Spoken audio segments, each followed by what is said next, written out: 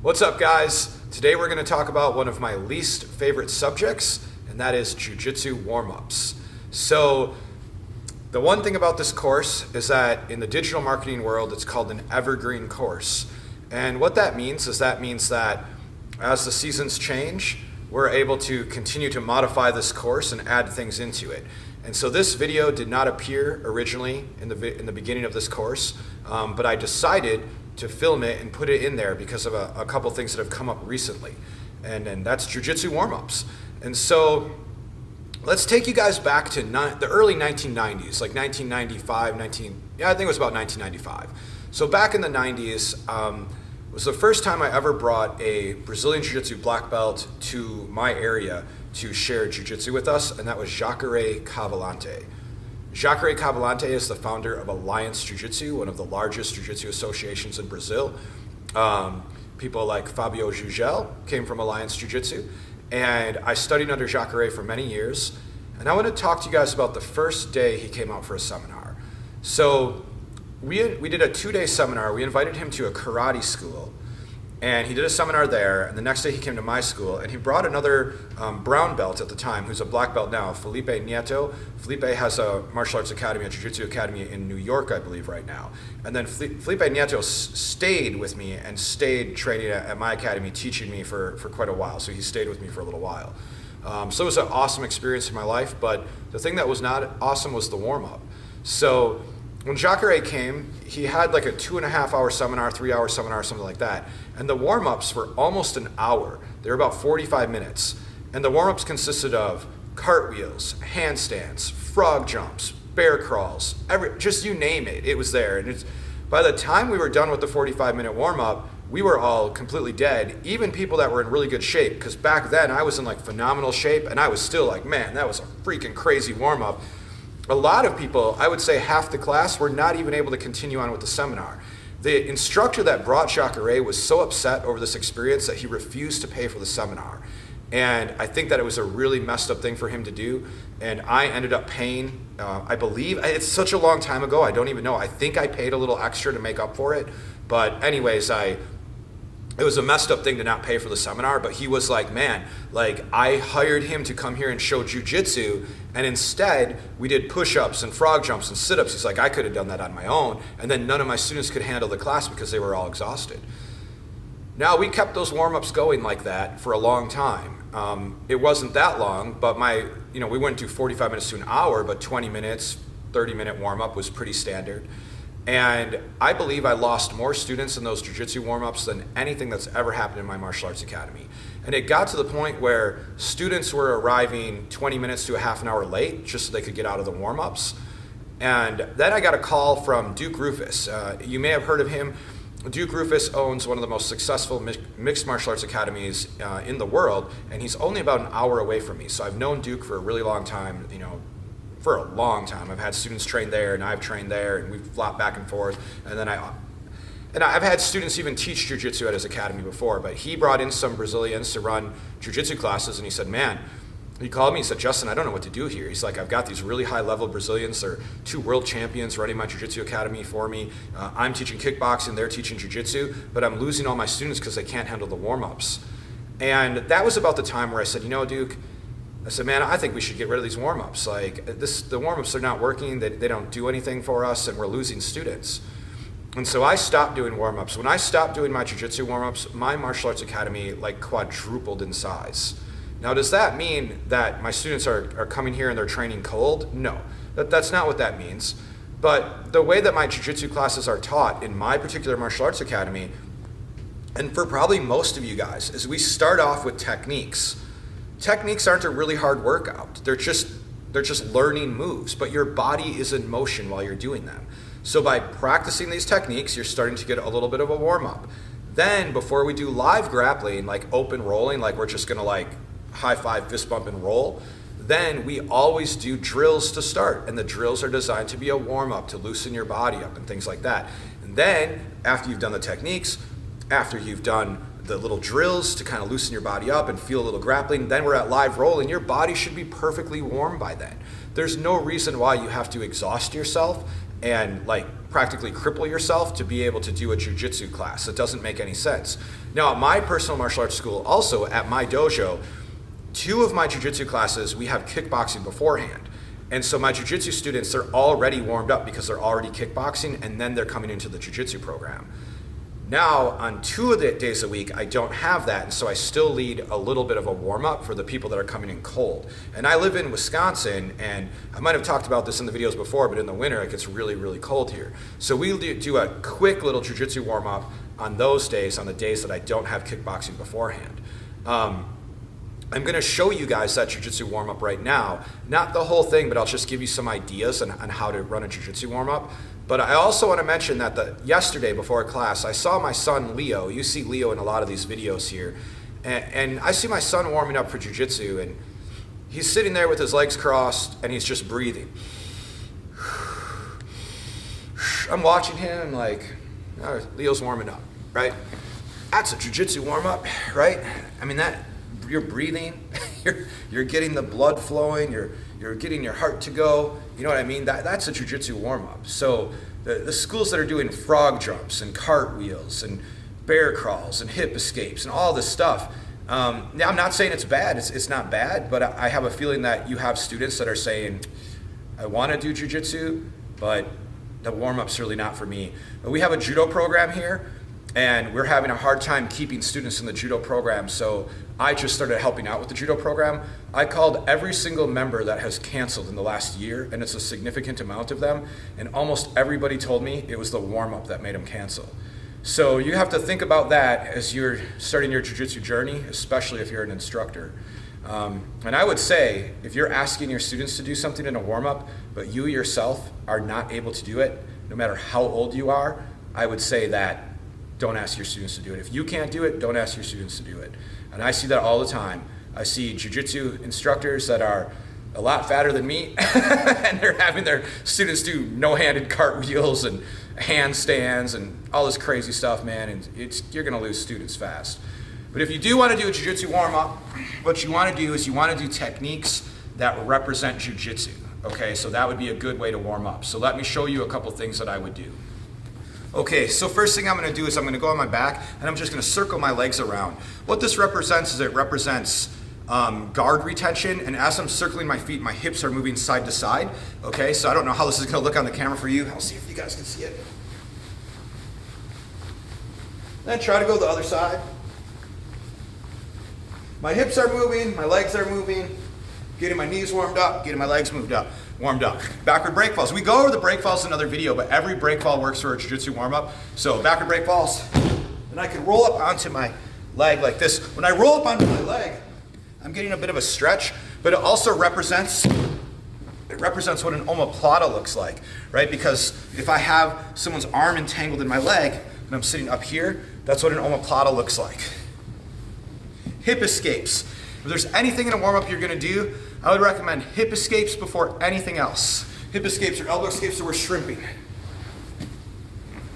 I'm staying in front of you guys, but if you want your students to move all the way down the mat on those, that's okay. I have a judo class that I'm going to be teaching in about half hour, and when they get here, we're going to do a warm-up, and I'm going to have them do shrimps across the mat, some forward rolls, some backward rolls. That's about it. I'm going to keep it about 5 minutes, okay? Another things that you can do for warm-ups is you can do, if you're going to do like sit-ups or something, you can do like X chokes. So we're mimicking an X choke.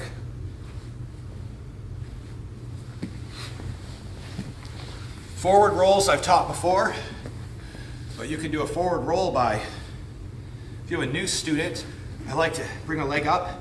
We're going to reach our arm way inside our leg like this, touch our shoulder to the ground, and slowly go over. My head didn't touch the ground. And with my leg tucked, because I don't have the momentum right now, I probably have to use my hand, but if I had the momentum, oh, I could do it. I pop right back up like this, so we can do that. We can do the same thing going over our shoulder going backwards, like this, okay? You can combine those rolls with bear crawls, with crab crawls, with frog jumps. If you want to lose a lot of students, this is a really good idea for you guys. So you can go You can go backward roll. From here, you can frog jump up, so you can get them to frog jump, or you can bear crawl to where they started, backward roll again. You can do the same thing with forward rolls. For example, forward roll. Now I'm here, now I'll do hip escapes. Okay, so you can combine those jiu-jitsu movements, triangles, raise your hip, catch the triangle. As I do that, I pivot my hip.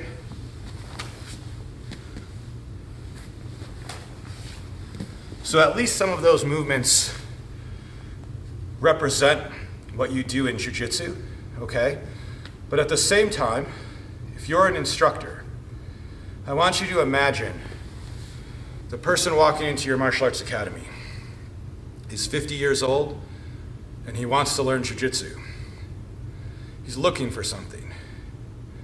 You could say this person's been called to the martial arts of some sort. For some reason, something inside this person says, I think I need to learn martial arts. Maybe it's to defend his family, maybe it's because he needs to build confidence.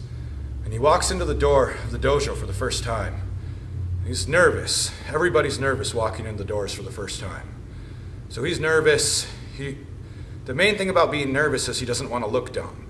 He doesn't want to say a dumb thing. He doesn't want to look dumb.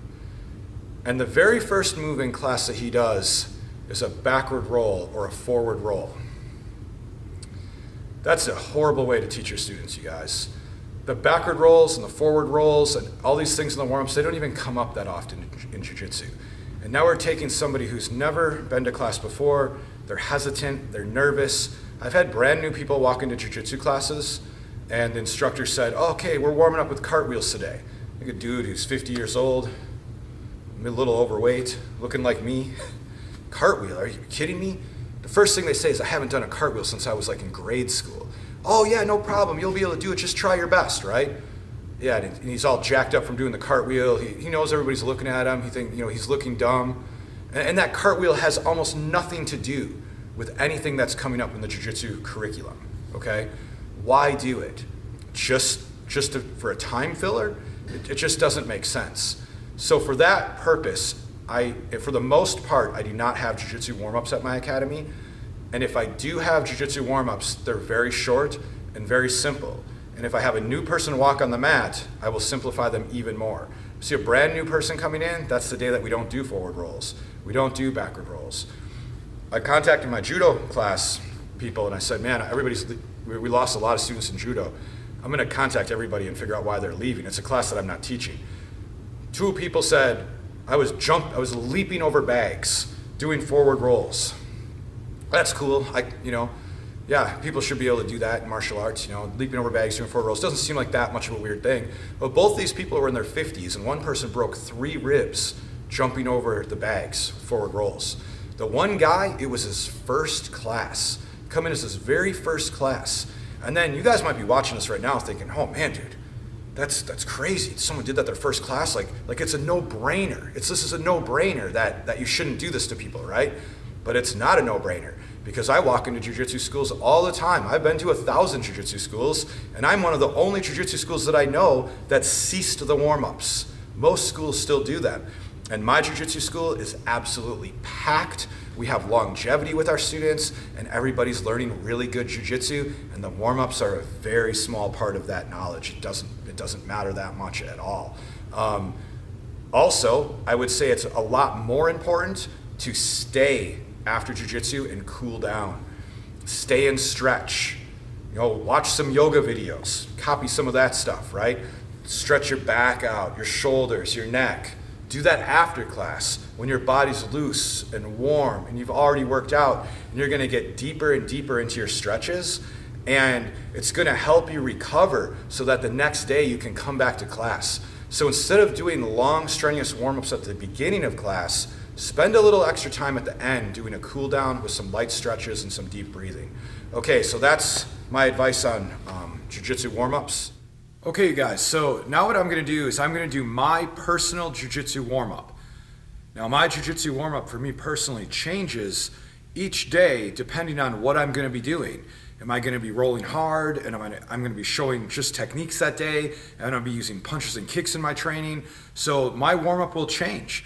And I think it's not fair to say that every single person should do the same warm-up, because every person is an individual.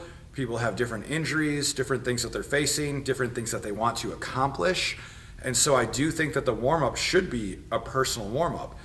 But I had the question, well, what do you do for your warm-up? So I'm going to go over my warm-up right now. So it doesn't look like a traditional jiu-jitsu warm-up. I start almost every class before I roll, before I train. I start in just a natural stance, a natural position. And I just start with coordinating my breath with my movement. So I breathing in through the nose, and out through the mouth. I'm speeding this process up a little bit just for sake of the video, but what I generally do is I inhale and draw that breath as deep as I can down below my belly button. And at the end of the exhalation, my hands just about meet. And when my hands are meeting, well, you might not be able to see it on the screen. I'm coming off screen a little bit, but I'm lengthening my spine and just reaching and just lengthening everything I can. And then my exhale, I blow it all out. And at the end of the exhale, right when I finish the exhale, my hand should be resting. And so I start with coordinating the movement with my breath and my arms at the same time. And I'll do that for about 10 breaths. The next exercise that I do to just get myself ready, and this has a lot to do with my spine. Me personally, I have some neck and back issues. If you've been doing jiu-jitsu for a while, you probably have some neck and back issues also.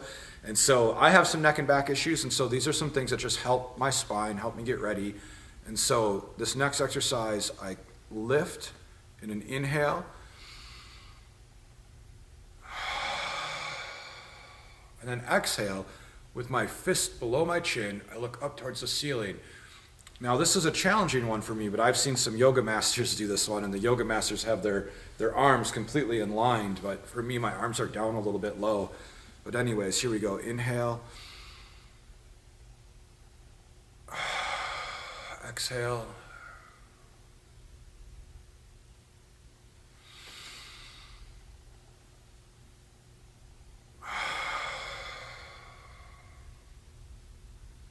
Oh, it's hard for me not to keep doing that right now because it feels so good. I'm just, oxygenating my body, just getting that blood pumping, taking those really long, deep breaths. So drawing that breath really deep, and then just, opening up my spine and my neck.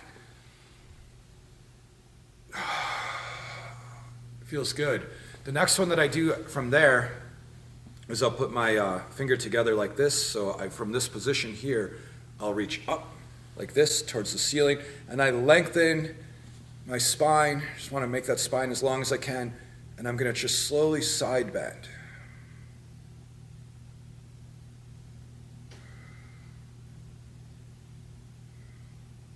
Still breathing, deep breaths. And I'm looking, in this pose, I'm just looking to lengthen. I'm just trying to lengthen everything. I feel like in jiu-jitsu, we get squished and compressed a lot. So I'm just trying to open myself up and just kind of let the blood and the oxygen flow and let that energy flow through my body. The next one is very similar. Once again, designed to just open everything up and lengthen everything, is I will grab my leg. And with my leg held, I reach my hand to the ceiling. Now, one thing with this is because I'm holding onto my foot, I can really draw my shoulder blade back by using this control of my foot. So by controlling my foot, I'd pull my shoulder blade back, and then this hand reaches up to the ceiling. And once again, I just lengthen everything. And I'm just gonna keep breathing nice, deep, long breaths in through the nose, out through the mouth. And of course, once that position is done, I'll switch and go to the other leg. Now, I'm a different person than you guys are. I have a head injury that makes it very hard for me to do inverted stretches. So if my head starts to go below my heart, I get a pretty big rush to my head. And you can even see it in some of my jiu-jitsu videos where I'm teaching moves from the guard. And it's like, I know I only have a minute to be here and my head's gonna start to blow up. So a lot of the stretches that I used to do, I'm not able to do anymore. But those few stretches are very helpful for me. Now, as I'm filming this today, I have a student coming in and he's gonna film some wrist locks with me. And so another thing that we can think about with our personal stretching is that I know a student is coming in right now to do wrist locks. Whether we film it or whether we're just doing them, I know I'm gonna be getting wrist locked. So knowing that, it's a good idea for me to warm my wrists up. So because I have a student coming in to do that, I'm gonna start like this. I pretend I'm flicking water off my fingertips. So I'll do this for a while. I'm gonna get my wrist nice and loose and warmed up. A lot of times I'll take an arm and I'll swing it really strong like this, and I can feel all that blood going into my hand right now, and I'm just really getting my hands, my wrists just warmed up, getting ready. And then what I'll do is I'll apply the techniques to myself that are going to be done on me today, starting with the outside wrist lock. I'll grab my hand here and twist, and just slowly bring that down. Ooh, I feel that stretch. And I'll do that on both sides. You look at your palm, put your thumb on your knuckles and twist. Once again, I chose these stretches today because I'm doing these movements. If I was doing something different, I might choose different stretches. But making this video because people asked. Now, this wrist lock, I'll turn my thumb down. I'll grab my hand like this and I'll pull it in. And ooh, I feel that. I'm gonna tap myself out right now. So I'm just doing the same stretches I'm gonna be doing when we're wrist locking each other today. So my hands, my wrists are ready to go and they're loose and they're warm. So with that, you guys, I hope that this was a good explanation of how to warm up for jiu-jitsu. And the biggest takeaway I think you could maybe get from this is that the warm-up, in my opinion, should be a personal warm-up because everybody's different. And just make sure that you're loose and warmed up, and so you're feeling good and you're ready to go. All right. See you guys on the next video.